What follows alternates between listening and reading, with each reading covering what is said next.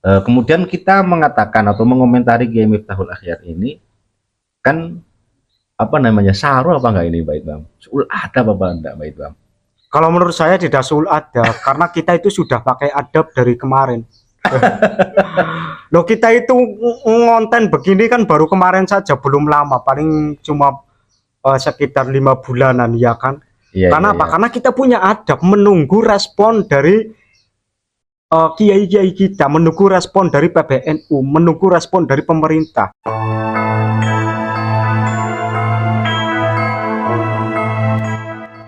Assalamualaikum warahmatullahi wabarakatuh. Waalaikumsalam warahmatullahi. Sehat Lik Idham? Alhamdulillah. Ini sekarang saya panggilnya Lik karena pada saat ini kita ingin ngobrol bersama Lik Idham karena ini sebenarnya Pak Lik saya. Jadi beliau lebih tua daripada saya.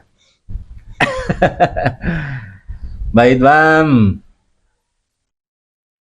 Syekh kita, guru kita Kiai Haji Miftahul Akhyar, ternyata setelah dulu mengatakan Imam Ubaidillah difitnah, kita juga dulu pernah sembrono mengomentarinya, ya kan? Tetapi pada saat Ramadan beliau mempersilahkan untuk melanjutkan penelitian nasab itu, dan kita alhamdulillah karena ini masalah ilmu mau ngomong-ngomong dilanjutkan. Tetapi kemarin saya lihat videonya Mbak Idham, kalau Kiai Miftahul Akhyar itu sudah jelas mengarah untuk mengisbat, mungkin Mbak Idham, mengisbat nasabnya para habaib ini, sehingga beliau dawuh orang-orang yang mendukung tesnya Kiai Ahmad lah, kita-kita ini kok masih ngeyel, sementara mufti seluruh dunia bahasanya seperti itu kalau tidak salah sudah mengiyakan kalau habaib itu adalah zuriyah Kanjeng Nabi Muhammad Shallallahu Alaihi Wasallam. Ini Mbak Idham, kalau menurut saya kaitannya dengan masalah nasab ini kan bukan hanya iya dan tidak mereka sebagai zuriyah, ya kan? Untuk mengiyakan mereka sebagai zuriyah saja, saya kira kiai kita juga apa namanya perlu mendetailkan dengan statement yang telah beliau sampaikan. Ulama-ulama dunia siapa saja yang mengisbat, baik Bang, ya kan? Jadi dalam video tersebut saya kira masih am dan perlu pentaksisan karena masalah ini kan sudah begitu detail. Gus Rumel juga detail, kemudian ada dari kubu kita kan, ada Kiai Nur Ihya juga detail mengatakan siapa-siapa ulama yang membatalkan. Kemudian belum lagi nanti masalah DNA juga harus disebutkan. Kenapa adanya DNA para habaib ini yang sudah jelas-jelas DNA-nya tidak nyambung kepada Kanjeng Nabi, DNA-nya mereka berhaplok grup G, sementara menurut ahli DNA seharusnya DNA-nya Dzurriyyatun Nabi adalah J1. Nah ini juga dari Kiai Miftah kalau memang menghendaki kita-kita yang selama ini tidak meyakini habaib sebagai Dzurriyyatun Nabi dan kita harus taslim, itu kan menyuguhkan itu juga, sehingga kita bisa bergeser yang tadinya tidak meyakini, sekarang bisa meyakini.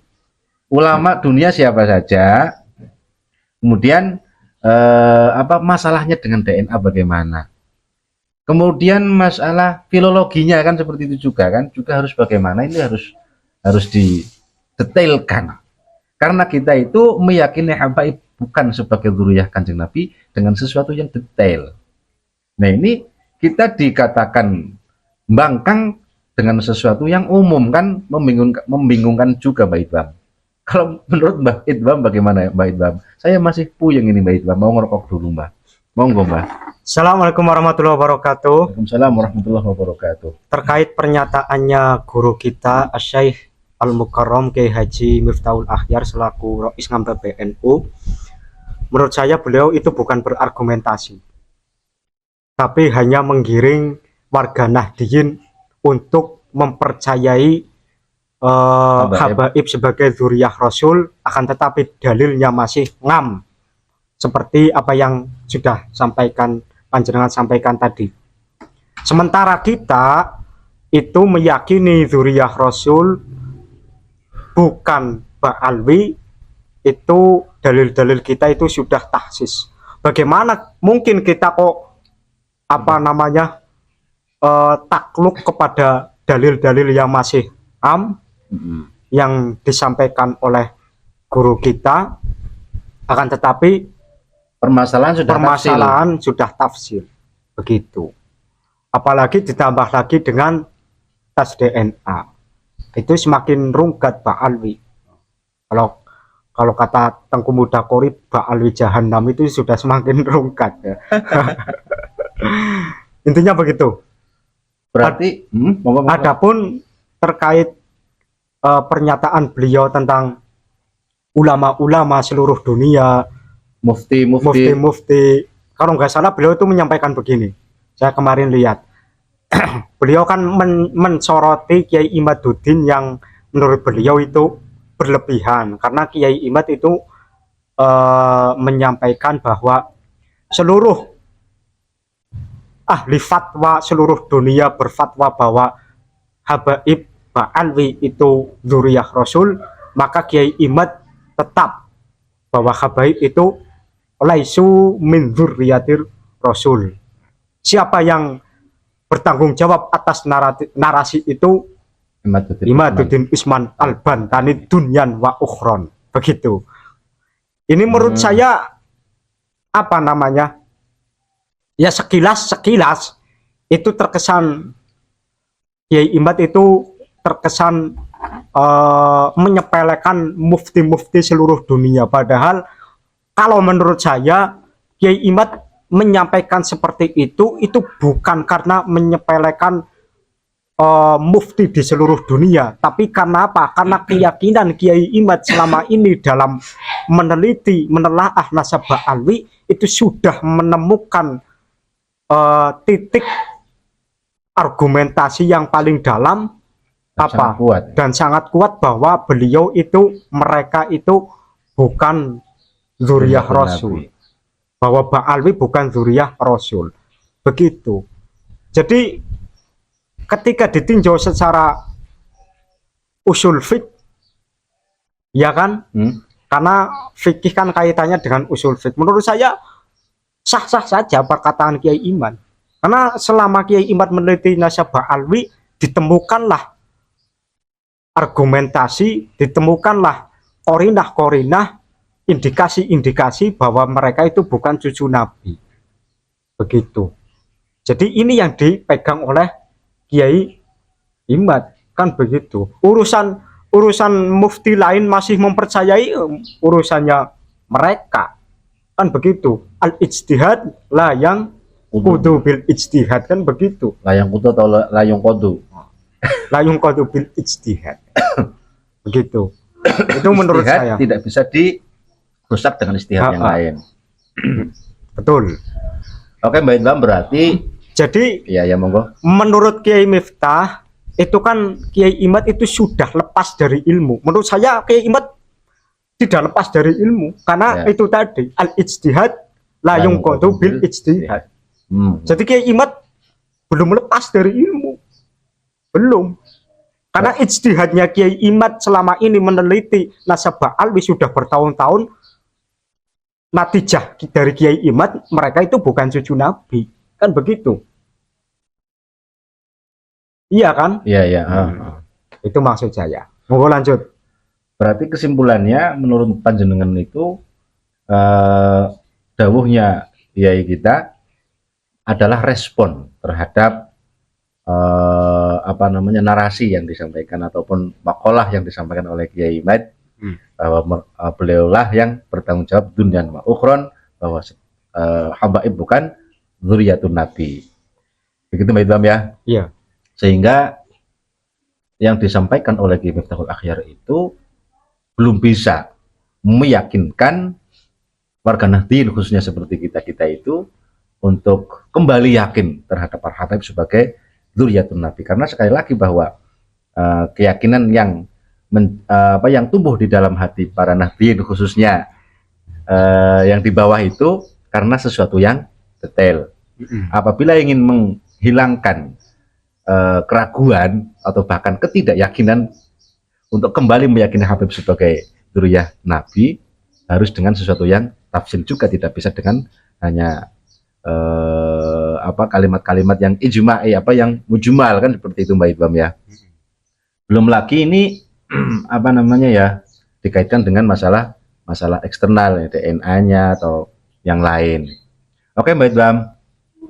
Kemudian kita mengatakan atau mengomentari Kiai Miftahul Akhyar ini kan saru apa enggak ini Mbak Ibam? Suul adab apa enggak Mbak Ibam? Kalau menurut saya tidak suul adab karena kita itu sudah pakai adab dari kemarin. Loh, kita itu ngonten begini kan baru kemarin saja, belum lama, paling cuma sekitar 5 bulanan ya kan.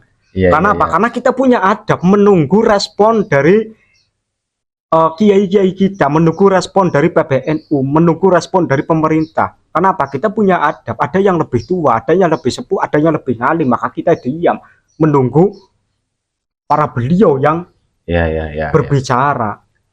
Iya, tapi akhir-akhir ini kan pembesar-pembesar kita sudah berstatement, sudah menanggapi.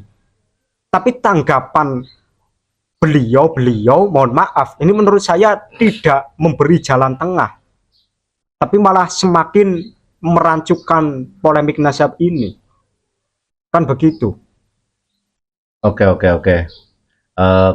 Kemudian gini juga Mbak Ibam, polemik nasab ini kan nanti banyak efeknya kan ya, betul. Masalah sejarah ini bagaimana ini Mbak Ibam? Nah itu sebentar, ini kok jadi ngotot-ngotot saya sama jenengan ini.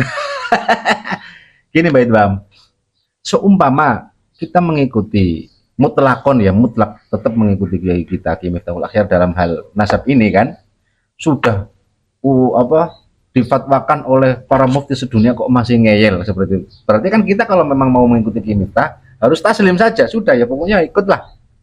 Nggak usah bicara lagi, pokoknya sekarang kita yakin bahwa Habib sebagai dzurriyyah Nabi, kan seperti itu maksudnya. Ya kalau kita itu nggak usah bicara lagi ya saya mau aja. Tapi dengan syarat.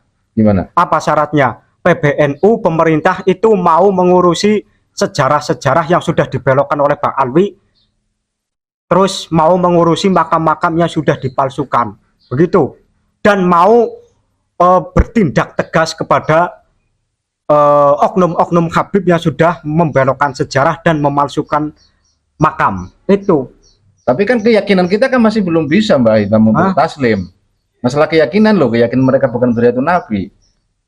Ya keyakinan kan nggak bisa dipaksakan, itu bukan ranah mereka, bukan ranahnya PBNU. PBNU apa bisa mengislamkan seluruh Indonesia? Wali Songo juga nggak bisa, apalagi PBNU. Untuk mengislamkan ya, apalagi untuk meyakini Habib sebagai dzurriyyah Nabi. Kalau Islam kan hujahnya kuat. Iya. Kalau Islam itu hujahnya kuat. Masalah tauhid, masalah kenapa orang harus Islam misalkan kan, itu kan menggunakan hujah-hujah yang sangat kuat, rasional, kemudian detil.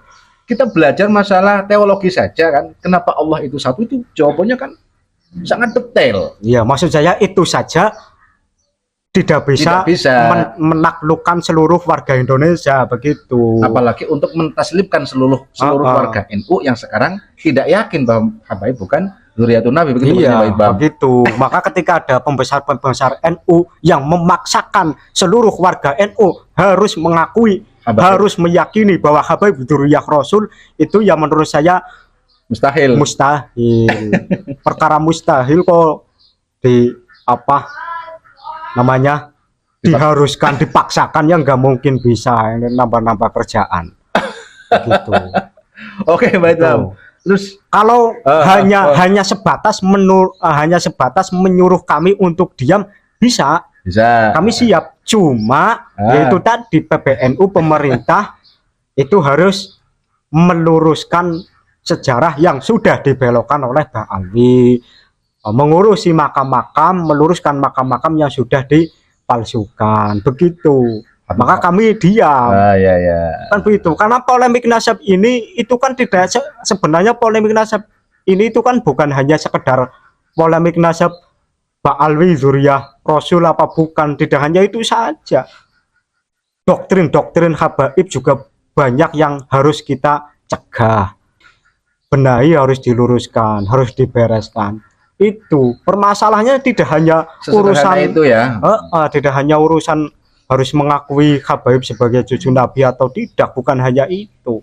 Klaim Indonesia milik Tarim. Ya itu salah satunya. Banyak kalau disebutkan kebatilannya para Habaib itu satu hari satu malam nggak cukup untuk konten. Untuk menyebutkan kebatilan yang telah dilakukan oleh para habaib. Iya. Dan ini apa namanya ya, adalah sesuatu yang detail juga dan sangat panjang urusannya apabila kita kemudian meyakini kembali bahwa habaib adalah zuriyah Kanjeng Nabi, Mbak Idham.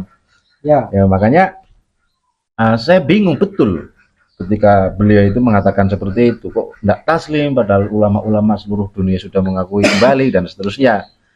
Dan kemarin juga kalau tidak salah Mbak Idham, beliau juga sempat mengatakan PCNU sudah dimasuki dan harus dibenahi begitu Mbak Idham, terutama Solo Raya begitu Mbak Idham. Maksudnya bagaimana itu Mbak Idham? Menurut panjenengan melihat dawuh-dawuh Kiai Miftahul Akhyar tentang PCNU yang sudah mulai mendeklarasikan diri untuk mendukung tesnya Kiai Mbak Idham. Ya kalau mau dibenahi semua, tidak hanya daerah mana tadi, Solo Raya. Tidak hanya Solo Raya, semua warga NU dibenahi semua harusnya. Iya kan? Ya. Karena polemik nasab ini itu bukan hanya urusannya struktural NU terutama dalam MWC ya. Masuknya itu harus dibenahi semuanya kalau bisa. Begitu. Kalau memang harus membenahi loh, harus dibenahi semuanya. Nggak, maksudnya kalau yang dimaksud oleh beliau membenahi MWC yang sudah dimasuki oleh paham-paham Kiai Imad itu kan maksudnya akan digantikan atau dipecati nih orang-orang yang mendukung Kiai Imad, dipecat atau gimana itu Mbak Idham ya Mbak Idham? Iya, kalau menurut saya itu sih seperti itu arah argumentasi beliau itu ke sana. Tapi kalau menurut saya justru seumpama ini saya mengandaikan saja. Kemudian dari PBNU akan membersihkan PCNU yang sudah terpapar paham Kiai Imad, justru akan menambah runyem permasalahan nasab ini. Ya, orang-orang yang di bawah, orang-orang yang mendukung tesnya Kiai Imad akan semakin marah. Ya kan? Dan itu bukan solusi menurut saya. Karena kayak jenengannya sulah maning Mbak Idham. Saya sudah menyampaikan ini permasalahan ya Allah, polemik nasab ini itu sudah bainal haq wal batil, bukan lagi bainal khata wa shawab, tapi sudah bainal haq wal batil, antara benar dan salah. Maka jangan bahas adab di sini menurut saya. Begitu. Karena ngelawan orang batil kok mikir adab gimana sih? Begitu. Itu menurut saya. Sebenarnya saya punya pemikiran yang lebih ekstrim lagi, tapi saya benar-benar takut ini Mbak Idham. Sebenarnya sudah saya sampaikan juga pada video sebelumnya Mbak Idham, tapi mungkin karena saking banyaknya kita ngomong lupa. Kita itu memang diharuskan ya untuk mengikuti tokoh-tokoh kita kan, ya nggak Mbak Idham? Mengikutilah, karena kita punya pimpinan dalam Nahdlatul Ulama kan harusnya ikut. Berarti dalam hal ini kita termasuk manusia-manusia yang tidak ikut dengan pemimpin apa enggak? Ya ikut dengan pemimpin itu kan muqayyad bukan mutlakon. Iya kan? Muqayyad bukan mutlak. Ya. Wa ulil amri minkum kayak di Qur'annya kan begitu. Apa saya nggak hafal? Berarti posisinya PBNU dalam struktural dalam berorganisasi Nahdliyin ini mereka adalah ulil amri yang harus diikuti, begitu Mbak Idham? Iya. Ya di bawahnya ulil amri kan ormas. Bisa apa enggak ini kalau posisinya PBNU kiai-kiai yang di sana itu diposisikan sebagai ulil amri kedua setelah pemerintah? Nah, itu kan muqayyad bukan mutlakon. Tapi tetap ulil amri yang harus diikuti biqayyidin. Ya kan memang kaidah usul fikihnya begitu. Depannya ayatnya apa saya lupa.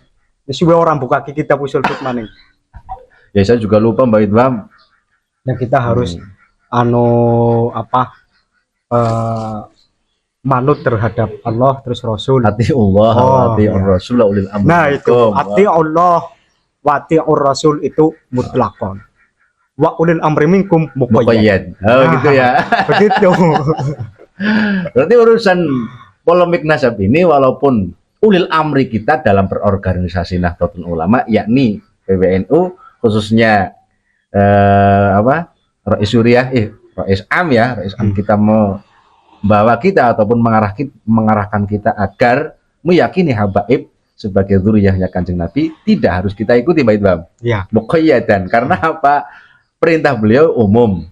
Sementara kita itu punya sesuatu yang tafsil sehingga kita tidak salah apabila tidak sependapat ataupun tidak mengikuti beliau dalam hal ini karena memang ini masalah Ya, tapi ini saya sampaikan harus Ya. digarisbawahi. Yang penting kita tidak buhot itu saja. Buhot itu maksudnya bagaimana ini? Ya kayak NUGL kan buhot terhadap PBNU itu saja. Oh iya mendirikan NU tandingan kan? Ya. Oh iya. Kan buhot namanya. Dan sekarang ternyata NUGL lah itu yang membela habaib. Kan aneh. Dulu NUGL dikatakan kan buhot kan mendirikan NU tandingan, NU garis lurus dan tokoh-tokohnya yang saat ini adalah orang-orang yang membela Pak Alwi. Ya Idrus Romli, ya Lutfi Basori, Buya Yahya itu kan ashabul buhot. Nahdlatul Ulama ya.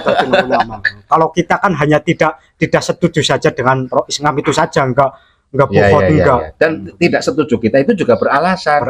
Alasannya apa? Yang disampaikan oleh kiai kita mujmal. Kita memerlukan yang tafsil. Iya. Kita sudah sinau banyak, kok ternyata sinau musalah pemilu yang baik. Kamu ikut saya saja kan tidak bisa seperti itu. Tidak ada saya kira masayih kita yang seperti itu. Iya, ini menunjukkan ya, bahwa kami itu lebih beradab daripada Kiai Lutfi Basori dan lain-lain itu ashabul buhot. Iya kan? Oke. Kiai Lutfi Basori, Kiai Idrus Romli, terus Buya Yahya tidak setuju dengan Kiai Said mendirikan NUGL kan namanya buhot itu. Ya, kalau kita kan hanya tidak setuju untuk mengakui kembali bahwa habaib adalah zuriyah Kanjeng Nabi. Ya. Hanya itu saja. Kita tidak mendirikan NUGL dan tidak merasa lebih pantas menjadi pemimpin. Ya, lebih pantas menjadi pemimpin. Dan juga kita tidak menganggap tokoh-tokoh kita lah yang tidak pernah mengatakan seperti itu bahwa Kiai Imad lah yang pantas menjadi misalnya kan enggak seperti itu kan Mbak Idham. Iya. Enggak, pokoknya ya sudah yang penting kita tetap sami'na wa ata'na bil qayyid. Yang penting kita belum bisa mengakui habaib sebagai zuriyatun Nabi karena kita menemukan ataupun meyakini mereka bukan zuriyatun Nabi itu dengan sesuatu yang tafsil. Dengan sesuatu yang mufassolan. Bitafasila katsiratin. Kan seperti itu Mbak Idham.